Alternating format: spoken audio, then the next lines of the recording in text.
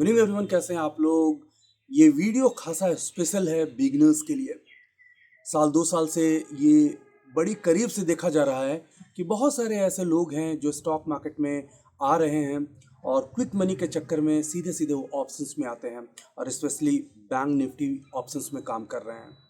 और आते तो बड़ी एक्साइटमेंट के साथ हैं, वो सारी कहानियाँ सुन कर के आते हैं कि कैसे 5 रुपए वाली चीज़ 500 हो गई थी, अगर हमने 10,000 भी लगाए होते तो न जाने कितने फोल्ड में पैसा हो गया होता। इन सब चीज़ों से वो इंस्पायर होकर के आते हैं और यहाँ पे साल भर की जो सैलरी उनकी होती है वो कुछ ही महीनों में गंवा दे रहे हैं। तो ये ऑप्शंस का जो मिस्ट्री है उसे सॉल्व करने की ज़रूरत है। तो चूंकि ये कॉम्प्लेक्स टॉपिक है तो इसके लिए आपको स्पेशल लर्निंग एंड ट्रेनिंग की ज़रूरत होती है। एक टिपिकल बुक्स बहुत ज़्यादा आपको ऑप्शंस ट्रेडिंग में हेल्प तो एक्चुअली नहीं करता है।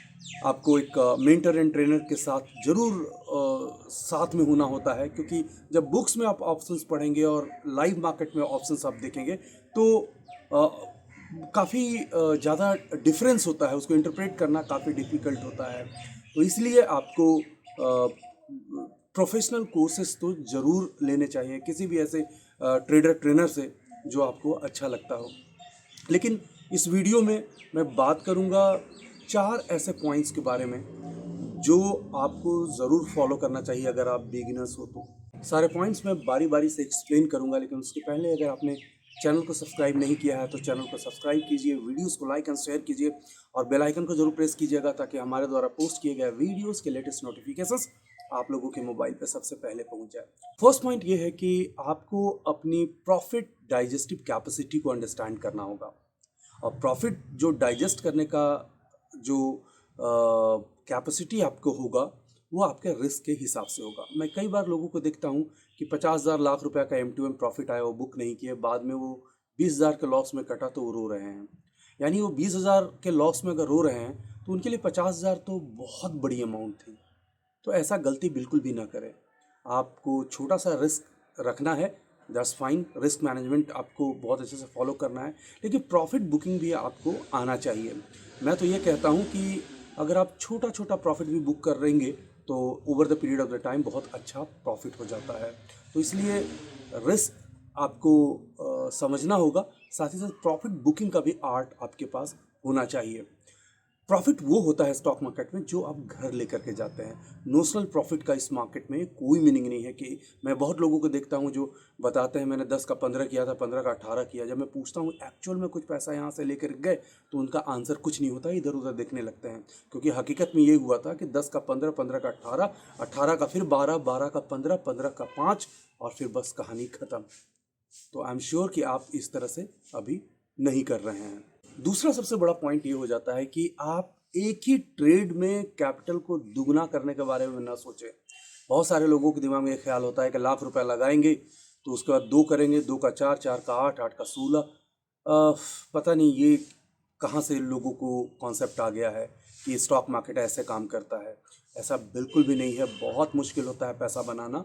और जितना आसानी से आपको इंस्टाग्राम या इधर उधर ट्विटर वगैरह पे लोग दिखा देते हैं, एक्चुअली ऐसा होता नहीं है।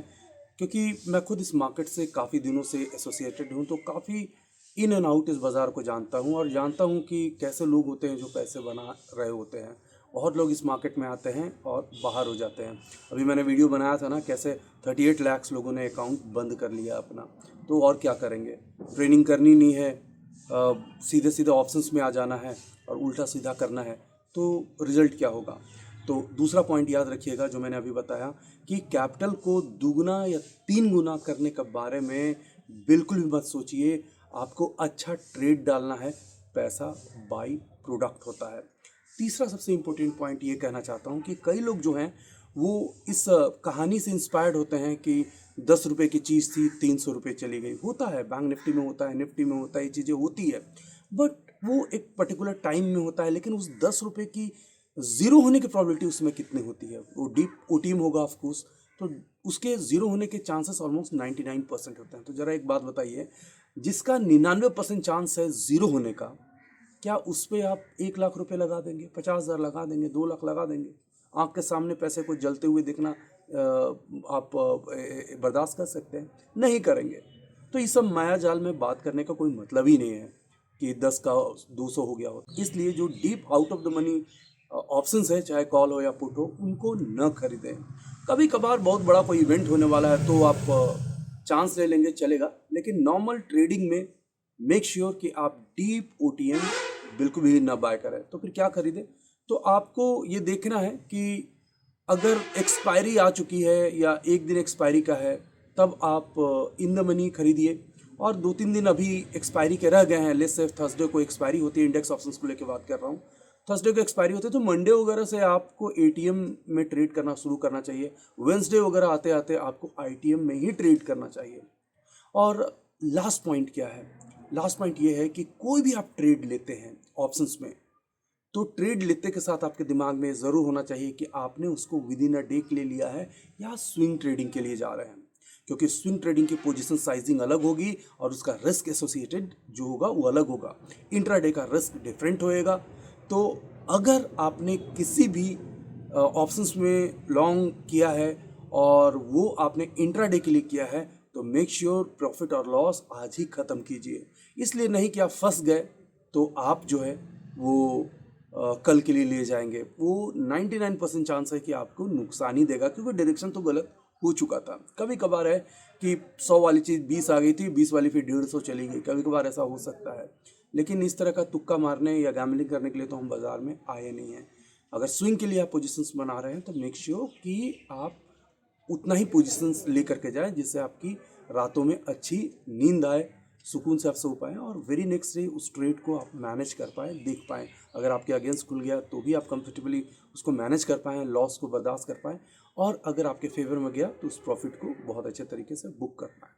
तो ये कुछ पॉइंट्स जो है आपको बहुत ध्यान से समझना होगा। और इन सब के पहले तो मैं साफ साफ कहता हूँ, ब्लंटली कहता हूँ, हर बार कहूँगा कि आप सीख लीजिए।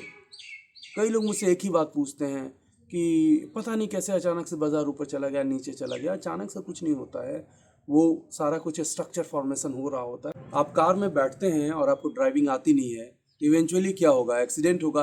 क्या ये बहुत बड़ा जनरल नॉलेज का क्वेश्चन है कि क्या होगा? तो उसी तरह से आपको स्टॉक मार्केट ट्रेडिंग आती नहीं है, आपने लर्निंग करी नहीं है और ट्रेड कर रहे हो, क्या होगा? लॉस होगा। ये तो बड़ा सिंपल सा है, इसमें तो कुछ बड़ी बात है ही नहीं। तो please please for the God sake आप लर्न कीजिए। लर्न करने में 6-8 महीना, साल भर लगाइए। कोई भी आपको कहता है 3 दिन में आपको ऐसी स्ट्रेटजी दूंगा, सब क्रैप है, सब बेकार है, ऐसा कुछ स्ट्रेटजी बनी ही नहीं है। हाँ, ये चीज़ ज़रूर होता है कि आप खुद से पढ़ेंगे 2-3-4 सालों में बहुत सारी चीज़ें समझ में आएगी। एक प्रोफेशनल मेंटर के साथ जाएंगे तो 2 महीना, 3 महीना, 4 महीना में बहुत ऐसी नॉइजेज हैं जिससे वो आपको मेंटर बचा जाएगा और वो आपकी ट्रेडिंग के लिए बहुत अच्छा होगा। तो अपने लिए एक परफेक्ट ट्रेनर ज़रूर ढूंढिए और स्टॉक मार्केट की जर्नी जो है वो बहुत अच्छे तरीके से फॉलो करते जाइए। स्नैपशॉट्स जो प्रॉफिट के बड़े बड़े, ये सब चक्करों में मत आइए। आपके पास क्या है उसके अकॉर्डिंग रिस्क को फिक्स कीजिए, लर्न कीजिए और पैसे बनाइए। बाय द वे ऑप्शंस मेरा भी काफ़ी फेवरेट है और मैं ऑप्शंस बायर के तौर पे मार्केट को अप्रोच करता हूँ। और आप में से बहुत सारे ऐसे लोग होंगे जो ऑप्शंस को लेकर के स्ट्रगल कर रहे होंगे। तो आपकी क्या क्या परेशानियां हैं कमेंट सेक्शन में ज़रूर बताइए। हो सकता है एक फ्री जूम वेबिनार आप लोगों के लिए मैं ज़रूर करूँ। Thanks for watching, take care. Video को लाइक करें, शेयर करें, सब्सक्राइब करें और आने वाले वीडियोस के नोटिफिकेशंस के लिए बेल आइकन को दबाएं।